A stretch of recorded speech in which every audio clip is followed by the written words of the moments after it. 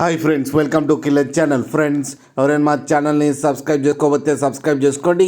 ఎవరైనా మీ డాగ్స్ కానీ మీ పెట్స్ కానీ అమ్మాయిలకు కూడా మా ఛానల్ వాట్సాప్ నెంబర్కి మెసేజ్ పెట్టండి.